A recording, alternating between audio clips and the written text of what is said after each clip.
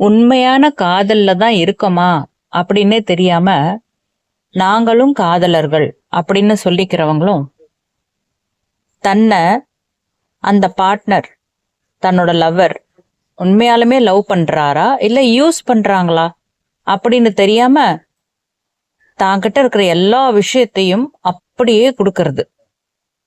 கடைசியில இவங்க எதிர்பார்த்த மாதிரி அந்த விஷயங்கள் எதுவுமே நடக்காது.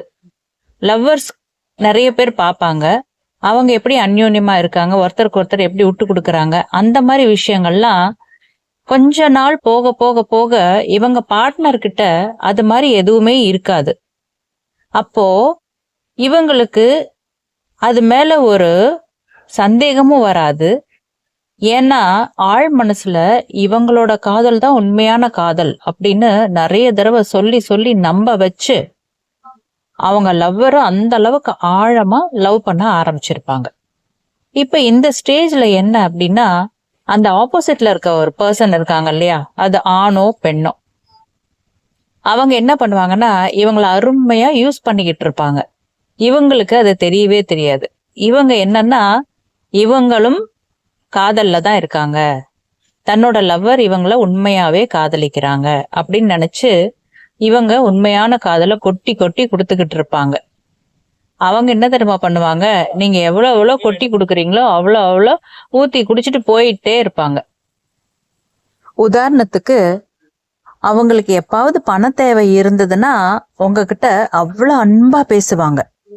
நீங்க பணம் கொடுத்துட்டீங்க அப்படின்னா அதுக்கப்புறம் பாத்தீங்கன்னா உங்ககிட்ட அந்த அளவுக்கு அன்பா பேச மாட்டாங்க. ஆனா கொஞ்சம் லிமிட்டா அப்படியே பழகிட்டு போயிடுவாங்க. இன்னும் சில பேர் என்ன பண்ணுவாங்க அப்படின்னா, தனக்கு எப்ப பேசணும்னு தோணுதோ அப்போ அந்த லவ்வர் கிட்ட ஃபோன் பண்ணி பேசுவாங்க. பேசி முடிச்ச உடனேவே அவங்கள பிளாக் பண்ணிட்டு போயிடுவாங்க. மறுபடியும் எப்போ அவங்களுக்கு பேசணும்னு தோணுதோ அப்போ மறுபடியும் அந்த பிளாக் அன்பிளாக் பண்ணிட்டு மறுபடியும் பேச வேண்டியது, மறுபடியும் அவங்கள பிளாக் பண்ணிட்டு போயிடுவாங்க. இன்னும் சில பேர் என்னன்னா ஓவர் டாமினேஷன் பண்றது, நீ இப்படிதான் இருக்கணும் அப்படிதான் இருக்கணும் அப்படின்னு ஃபுல்லா கண்ட்ரோல் பண்றது.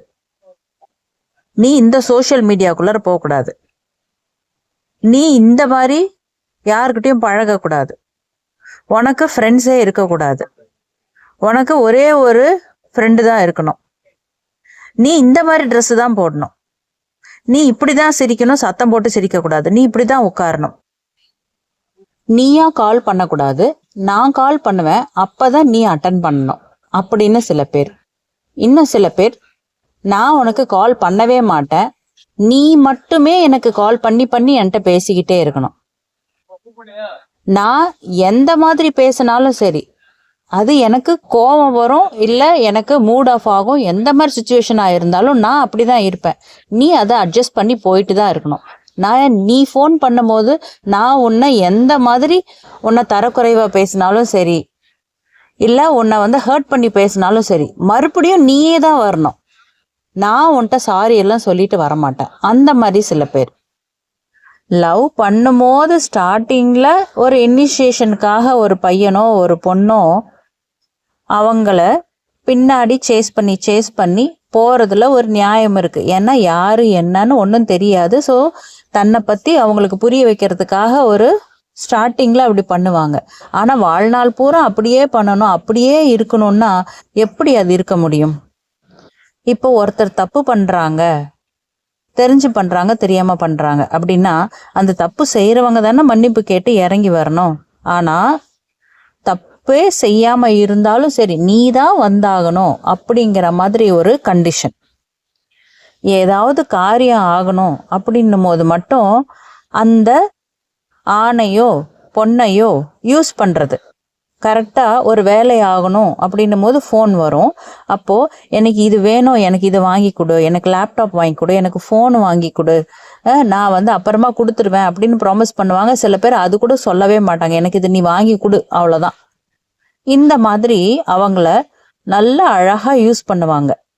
இவங்களும் தான் லவ் பண்ணுற பொண்ணு தானே, தான் லவ் பண்ணுற பையன் தானே, இவங்க தானே என்னோட லைஃபு அப்படின்னு இவங்க தாங்கிட்ட காசு இருக்கோ இல்லையோ கடனை உடனே வாங்கி அவங்களுக்காக செய்வாங்க. நீங்க வாங்கி எடுத்துட்டு போய் அவங்க கிட்ட கொடுக்கலான்னு சொல்லி நீங்க போகும்போது உங்களை அவங்க மதிக்கவே மாட்டாங்க. நீங்க வாங்கி கொடுக்குற அந்த பொருள்ல மட்டும்தான் அவங்களுக்கு கவனம் இருக்கும். ஏன்னா அவங்க உண்மையா உங்களை லவ் பண்ணியிருந்தா நீங்க பொருள் வாங்கி கொடுத்தாலும் சரி, வாங்கி கொடுக்காம இருந்தாலும் சரி, உங்களை பார்த்தாலே அவங்க பூரிப்பாங்க. ஆனா இப்ப நீங்க பொருள் வாங்கி கொடுக்குற ஒரு ஆளா இருக்கும் போது உங்க கையில இருந்து அந்த பொருளை வாங்கிட்டு ஓகே பை அப்படின்ட்டு போயிட்டே இருப்பாங்க. இன்னும் சில பேர் அழகா நாடகம் ஆடுவாங்க.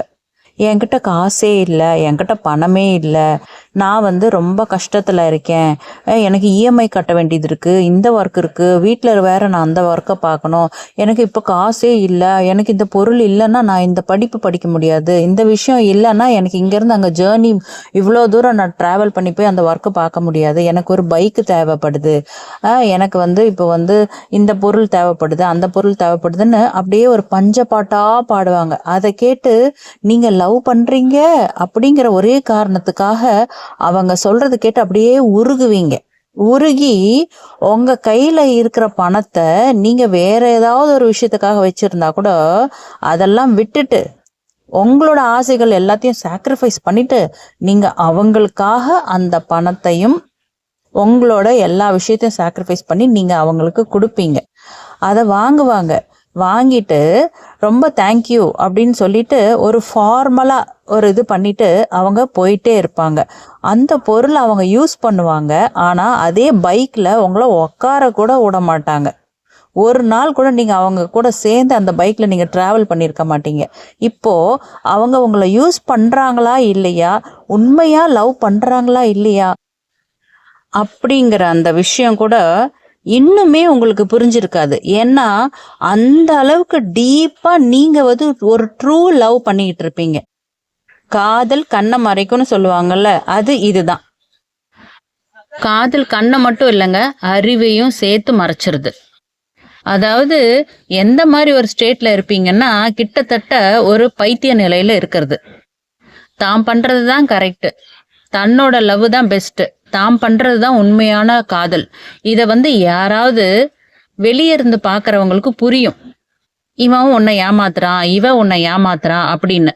ஆனா அவங்க சொன்னா கூட உங்களால அது ஏத்துக்கவே முடியாது. ஏன்னா அந்த அளவுக்கு டீப்பா போய் அவங்கள நீங்க நம்பிக்கிட்டு இருப்பீங்க. ஆனா அவங்க உங்களை அழகா ஏமாத்திட்டு அழகா யூஸ் பண்ணிக்கிட்டு இருக்கிறாங்க. காதல் பண்றது தப்புன்னு சொல்லல, ஆனா இந்த மாதிரி கண்மூடித்தனமான காதலை பண்றதுனால அடுத்தவங்களுக்கு எந்த லாஸும் இல்லை, உங்களுக்கு தான் லாஸ். இந்த மாதிரி டுபாக்கூர் காதலுக்காக வேண்டி உங்க வாழ்நாள் பூரா வெயிட் பண்ணுவீங்க.